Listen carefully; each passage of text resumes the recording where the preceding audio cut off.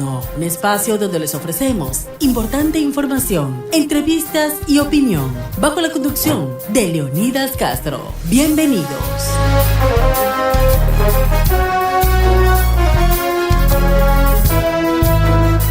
Buenas noches, bienvenidos a un programa más de Diálogo Nocturno. Soy Leonidas Castro, con ustedes en los próximos minutos, analizando también los temas ya aquí al cierre de la semana. Estamos para ir inmediatamente con esta entrevista que tenemos esta noche al abogado Roberto Calderón. Él es penalista y analista político. Por supuesto queremos conversar esto que ha sido en los últimos días, pues no, esta jornada de protesta que ha habido en el país, estos delitos tipificados para los protestantes que cometen actos de vandalismo. Sabemos que las protestas están aceptadas en la Constitución, pero protestas pacíficas, pero cuando ya van al vandalismo tienen que ser sancionados y hay sanciones. Y queremos saludar justamente al abogado Roberto Calderón por estar con nosotros. Abogado, buenas noches, bienvenido, un cordial saludo. Soy Leonidas Castro con usted en los próximos minutos aquí en Diálogo Nocturno. Bienvenido. Buenas noches, qué gusto estar por acá nuevamente. Un saludo muy afectuoso a toda su audiencia. Gracias, abogado. Justamente, abogado, el presidente de la República esta semana decretó el estado justamente de excepción en varias provincias, en otras localidades, en donde se detectó justamente este tema de las protestas violentas, cierres de carreteras. Eso, lo que están haciendo muchos de los manifestantes, termina siendo un delito, abogado, un poco para clarificar a la ciudadanía que también dice a veces, bueno, ¿por qué se permite aquello? Es un delito esto, ¿verdad? Bueno, empecemos por el decreto ejecutivo del presidente Daniel Noboa, el cual indica que se suspenden en las provincias de Carchi, Imbabura, Pichincha, Azuay, Bolívar, Cotopaxi y Santo Domingo el derecho a la libertad de reunión. Esto quiere decir que en cualquier momento la fuerza pública puede evitar que ciudadanos se reúnan, más aún cuando tiene como fin la reunión la paralización de vías, la paralización de servicios públicos, ya que ello estaría sancionado pues por los artículos que constan en el Código Orgánico Integral Penal, tanto de lo que es paralización de servicios públicos, como los delitos de rebelión, sabotaje e incluso terrorismo. Entonces, estas son las armas con las que Fiscalía procesa a los ciudadanos que destruyen bienes, que impiden el libre tráfico de mercaderías o de personas en las vías para poder de alguna forma buscar que se desarrollen normalmente las actividades económicas. Abogado, esto obviamente en estas provincias donde se prohíbe el derecho a la reunión, ¿tiene que ver exclusivamente en el uso de la vía pública o puede ser también dentro de una casa que puedan estar, como dice la gente, conspirando? Esa es una muy buena pregunta. Siempre se trata de una actividad que tenga como fin causar daño, causar disturbios, destruir propiedad. Si es que se encuentran haciendo este tipo de planificación, obviamente estaría prohibido. Es distinto a que si una familia simplemente, pues, digamos el viernes o el fin de semana se reúne con sus familiares para un normal almuerzo familiar. En otros decretos ejecutivos, recordemos que incluso se suspendían otros derechos como la inviolabilidad de domicilio e inviolabilidad de correspondencia. Curiosamente, en este último decreto, la inviolabilidad de domicilio no está suspendido, por lo tanto, los allanamientos solamente podrían ser realizados con orden de un juez. Correcto, es decir, en este caso, pues, tendríamos que circunscribirnos a lo que tiene que ver al tema público, en la vía pública. Pero aquí hay un detalle, abogado Calderón. Hemos visto que los manifestantes bloquean las vías, queman llantas, perjudican al resto de ciudadanos que quieren llegar en sus vehículos, en su transporte. ¿Cuál debe ser el procedimiento de aplicar por parte de la autoridad competente? ¿A quién le compete sancionar este tipo de acciones? Debemos enfocarnos sobre todo en lo que se refiere a la paralización de servicios públicos, ya que el transporte es considerado un servicio público. En los servicios como son, por ejemplo, salud, educación, etcétera, son servicios públicos que en el caso que se vean impedidos de podérselos prestar por sujetos que de manera violenta están impidiendo al personal a cargo pues dar estos servicios, incurrirían en una sanción de 1 a 3 años de prisión, según consta en el artículo 346 del Código Orgánico Integral Penal. Ahora, cuando las protestas generalmente vemos que suben de tono cuando vemos que ya se trata no solamente de un cierre de vías, de entorpecer, por ejemplo, el tráfico de autobuses, de personas que deben trasladarse a sus sitios de trabajo, cuando vemos que ya existe la destrucción de propiedad público-privada con la finalidad de causar zozobra, de causar miedo en la población, entramos ya en el campo del terrorismo, que si tiene una pena de 19 a 22 años, que incluso si hay muerte de personas, podría llegar hasta los 30 años. Recordemos que en épocas pasadas incluso se quemó la Contraloría General del Estado, se destruyó un edificio público con la finalidad de causar más zozobra, lo cual básicamente estaría incurriendo en un delito de, llamémoslo así, de terrorismo. Es decreto que el presidente de la República lo emite, tiene que ver también con las acciones que puedan emprender los militares, la policía, la fuerza pública para mantener el orden en las provincias. O sea, esa es la base fundamental, más allá de que puedan haber detenidos y sancionados. Correcto, cuando hay un decreto ejecutivo se considera que existen capacidades especiales que se le brinda a la fuerza pública para mantener el orden y la seguridad. Y estas capacidades obviamente deben ser llevadas a cabo siempre con un principio de racionalidad y de progresividad de la fuerza que se aplica a las manifestaciones. Pero, ¿qué es lo que ocurre? Cuando estas manifestaciones, cuando estos desmanes superan la capacidad de represión de la fuerza pública o de los organismos judiciales de poder procesarlos adecuadamente, pues entramos ya en un campo peligroso en el que se empieza a perder el control del Estado. Y ese es un campo que a nadie le beneficia porque las actividades económicas, al verse entorpecidas, pues pierden las personas particulares, pierden los negocios y pierde todo el país. Abogado Calderón, el gobierno nacional, sin lugar a dudas, tiene que buscar las herramientas para tratar de contener estos actos de violencia. Pero ya hemos visto, como usted señalaba en el pasado, en el 2019, cuando hubo daños, destrucción de edificios, como fue la Contraloría, los incendios que provocaron ahí la destrucción total de la capital de la República. Esos hechos, si se repitieran, por ejemplo, en provincias como de la Sierra Central, Cotopaxi, que estaba en este momento asentado ahí, el gobierno nacional el presidente Daniel Noboa, que está obviamente despachando desde allá. Si se dan esos casos, estos hechos, estas personas deberían obviamente seguir el procedimiento jurídico, entendemos que hasta 3 años de prisión, pero queda el antecedente de que el país, las protestas cuando se realizan, si no tienen sanción, se vuelven a repetir y se hacen costumbre y no pasa nada. Uno de los grandes problemas que tenemos, y esto pues vimos que ocurrió con Leonidas Diza anteriormente, es que los procesos judiciales quedan en nada. Los procesos, pues si no existe la certeza por parte de la gente que el Estado va a imponer una pena a quien incurre en la conducta descrita por el legislador como penalmente relevante, es decir, un delito, si es que la gente ve que no se sanciona a los que cometen delitos, pues entonces se pierde ese efecto psicológico disuasorio que debe tener el derecho penal para que yo no cometa conductas que están reñidas con la sociedad. Otro problema que vemos es que se utiliza muchas veces incluso lo que es instalaciones petroleras o instalaciones de bombeo de agua para paralizar pues las actividades, lo cual incurre en delitos mucho más graves que incluso pues pueden afectar directamente a poblaciones, sea por un desastre ambiental o sea por dejar sin este líquido vital a ciertas personas que pues sabemos que es algo vital que lo deban recibir. Entonces estemos atentos para que esto pues no vaya a ocurrir, y de ocurrir o de intentar personas planificar hacer este tipo de acciones, se actúe con el mayor peso de la ley. Abogado Calderón, hemos visto en los últimos días, bueno, que se han realizado algunas manifestaciones, algunas son violentas, cierres de vías, quemas de llantas. Esto un poco, como dice la gente, calienta las calles. ¿Cree usted que en el fondo hay grupos que estén detrás de aquello de generar desestabilización, caos? Sabemos que es una medida dura el tema de la eliminación de los subsidios de los combustibles, pero el gobierno ha anunciado, bueno, la focalización, la ayuda, y esto debería dejar un poco tranquilo a quienes están hoy en día protestando y cerrando las calles y las carreteras. Es un poco también de lo que los grupos que están detrás de generar caos se encubren en este momento de que ha habido la eliminación del subsidio al diésel.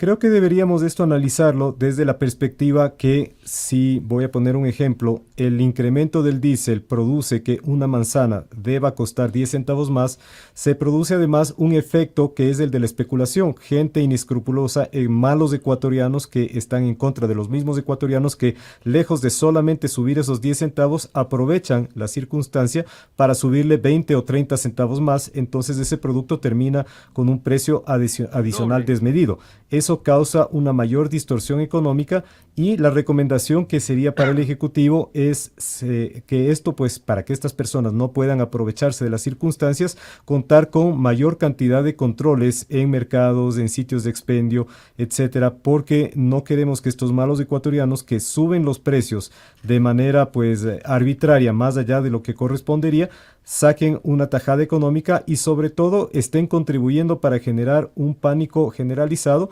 porque la gente, cuando va al mercado y siente que su canasta es más pequeña, que se ha reducido su capacidad adquisitiva más allá de lo que consideraba o tenía la expectativa, pues se va a causar una mayor frustración, que no depende necesariamente de las autoridades que han determinado este cambio económico, sino también de los actores que causan esta especulación. Entonces es muy importante que se actúe también con toda rigurosidad y con todo el peso de la ley contra estos malos elementos. Abogado, el gobierno nacional busca obviamente tratar de controlar la delincuencia, la inseguridad, y destinar recursos y destinar fuerzas del orden justamente para este tema de controlar las marchas, las protestas, los cierres viales, nos debilitan incluso en esta lucha que hay contra la inseguridad. Creo que hay que rescatar algo que ha ocurrido esta semana. El día miércoles, la ministra Alegría Crespo, ministra de Educación, anuncia una partida presupuestaria adicional para la contratación de más de 780 maestros. Entonces, la criminalidad es importante verla desde la perspectiva que también se la combate con medidas preventivas, como es brindar seguridad, como es brindar servicios públicos adecuados, brindarle a los estudiantes la capacidad de soñar, de pensar que tiene las herramientas de conocimientos para que mañana no integre las bandas delincuenciales, sino que pueda optar por una mejor calidad de vida a través de un trabajo digno. Entonces es una buena noticia que ha ocurrido esta semana. Creo que así como debemos enfocarnos en ver el panorama sombrío de estas protestas, pues también debemos ver otras cosas que están sucediendo a nivel político que están relacionadas con lo que usted menciona, el tema, por ejemplo, de seguridad. Claro, y ese trabajo que debe ser, abogado Calderón, de todo un país, ¿no? Vemos como a veces también los temas de coyuntura, los temas jurídicos también saltan a la palestra. Por ejemplo, ahí hay casos emblemáticos. Esta semana veíamos como el caso Sinohidro, se sigue un proceso, y autoridades del gobierno también, como Julio José Neira, también anunciaba el hecho de que se investigan este tipo de movimientos de empresas fantasma que buscan también combatir ese grado de corrupción. Son algunos de los casos que esta semana han marcado parte de la agenda informativa. Me parece que también había el caso de aquello del caso AAA, que ha sido diferida la audiencia para el otro año. Es decir, casos que incluso están investigándose más allá de quiénes sean los que estén involucrados. Cómo se posterga tanto estos hechos de llegar a la justicia, llegar a la verdad, de sancionar aquello que se busca sancionar, ¿no? Si hay que aplicar la justicia, pues tiene que ser una justicia ciega para todos. Pero postergar, por ejemplo, audiencias como esta para el próximo año, cuando ha venido dándose regularmente, ¿qué nos debe pensar, abogado, sobre este tipo de casos que también llaman la atención a la ciudadanía y que muestran el rechazo ciudadano también de la opinión pública de cómo se maneja la justicia en el país? Existe un dicho que dice: justicia que tarda no es justicia. La expectativa ciudadana que los procesos se desarrollen con normalidad, que se tenga que emitir las sentencias, las resoluciones correspondientes, siempre se ve truncado, sobre todo en los casos de alta alarma social, cuando existen este tipo de diferimientos. Pero esa no es la única falla que tiene nuestro sistema de justicia. Vemos también que la misma arquitectura del Estado, donde se encuentra el equilibrio de poderes, donde desde la Corte Constitucional, por ejemplo, se debería tener algún tipo de pesos o contrapesos, como es todo sistema republicano en el mundo, causa ciertas distorsiones, por lo que considero que sí podría ser una opción favorable ir a una asamblea constituyente la cual delinee una constitución que, lejos de tener un sesgo ideológico o lejos de ser un activismo de izquierda, pro naturaleza de forma a veces exagerada, sin que se pueda tener la practicidad de cumplir algunos de sus artículos, contemos con un marco jurídico adecuado a nivel primero constitucional, para luego poder tener las herramientas que necesitamos en las leyes que están abajo de esta pirámide, abajo de la Constitución en esta pirámide, y que dentro de eso pues tengamos un código orgánico de la función judicial, código orgánico integral penal, de códigos de procedimiento penal, civil, etcétera, que estén adecuados a evitar este tipo de dilaciones, que nos den pues un resultado de una justicia más eficiente, y también pues hacer una purga de malos elementos a nivel del sistema judicial, que de alguna forma pues con estas digamos espacios en blanco que tiene la ley, con estas letra colorada que puede tener por ahí, estén aprovechándose. Si es que se necesita hacer cambios profundos, cambios radicales, si es que queremos ver resultados completamente distintos, porque no podemos esperar resultados diferentes si seguimos haciendo lo mismo. Abogado, y justamente en estos tiempos donde hemos visto que en algunos casos hay leyes, pero no se aplican, el tema pasa también por personas, porque se ha perdido la moral, se ha perdido todo lo que significan valores, y cada vez nos encontramos con casos más escandalosos de corrupción. Termina siendo un problema de personas, de los seres humanos, no de las leyes, porque si queramos las leyes, por más perfectas que sean, si el hombre no aplica correctamente lo que se dice en la ley, termina siendo todo corrupción. Debemos partir desde la educación que no solamente está a cargo de los colegios, sino los hogares, porque las leyes, por ejemplo, en el caso de la ley penal se aplica una vez que ya se cometió el delito, una vez que dicen el derecho penal llega cuando ya están los muertos.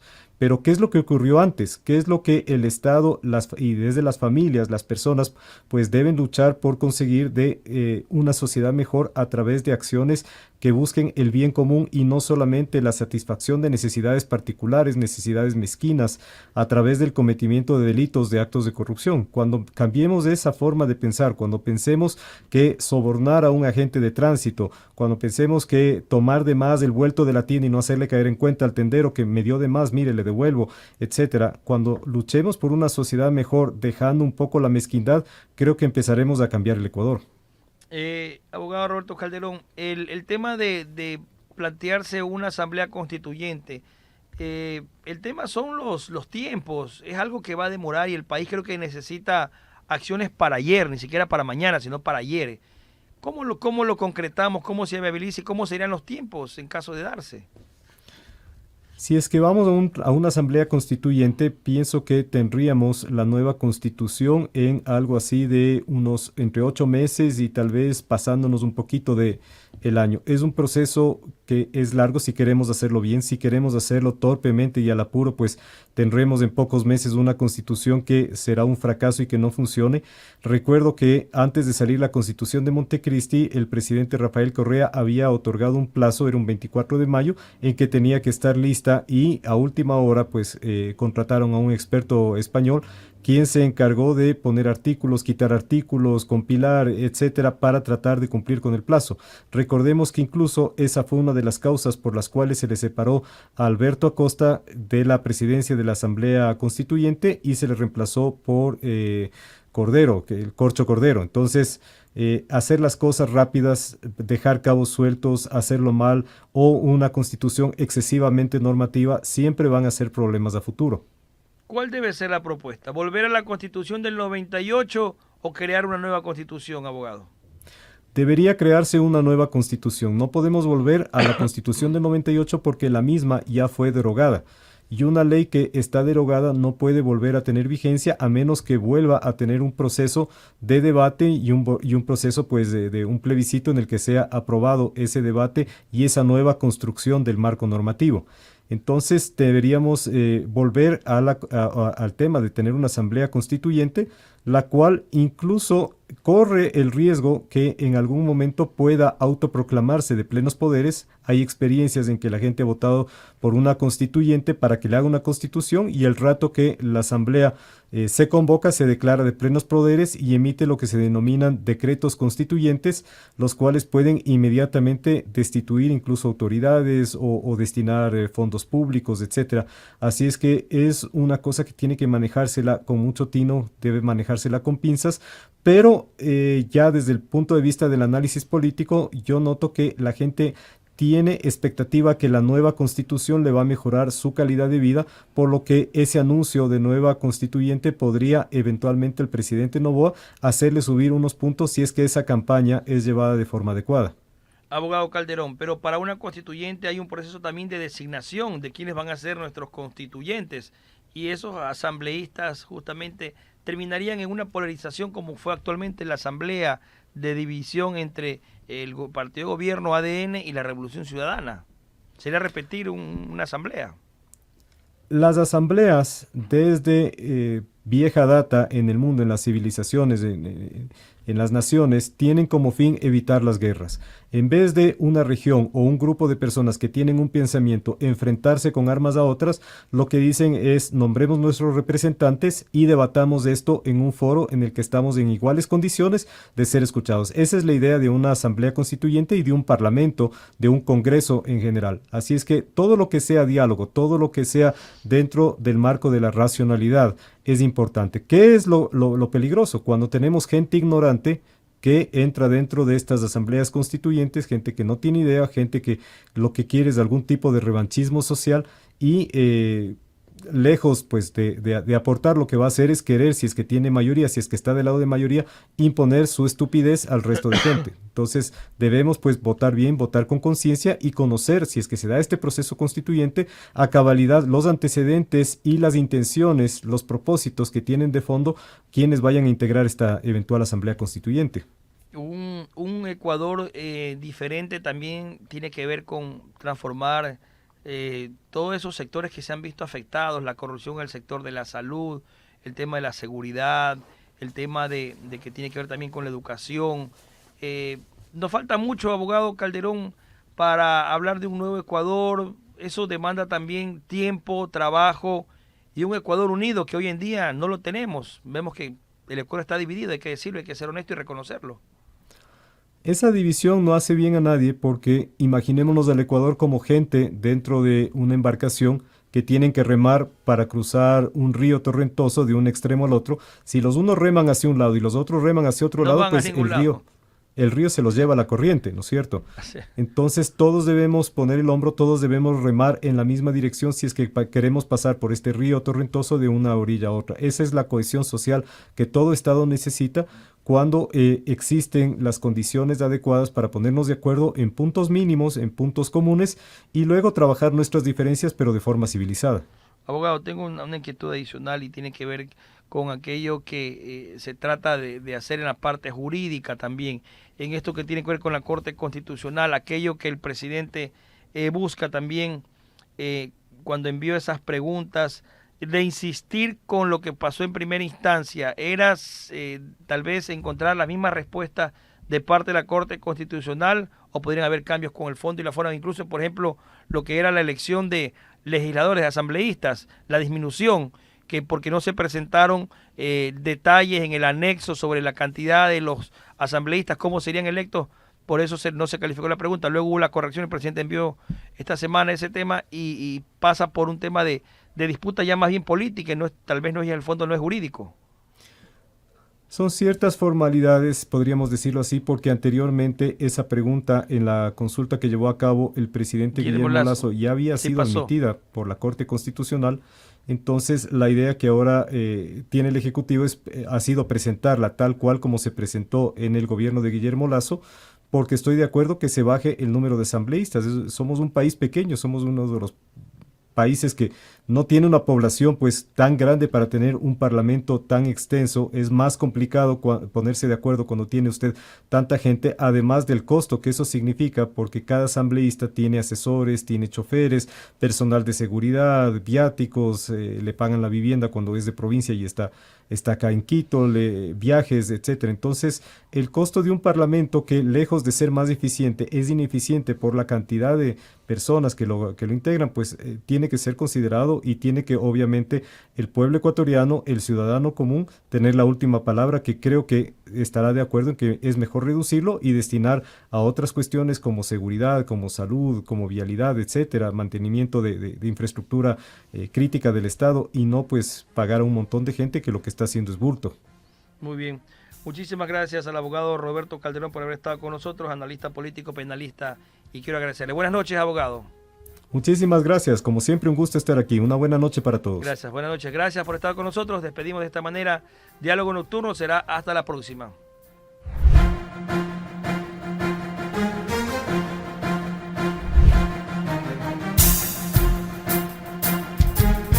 Y 99 presentó Diálogo Nocturno. Hasta la próxima.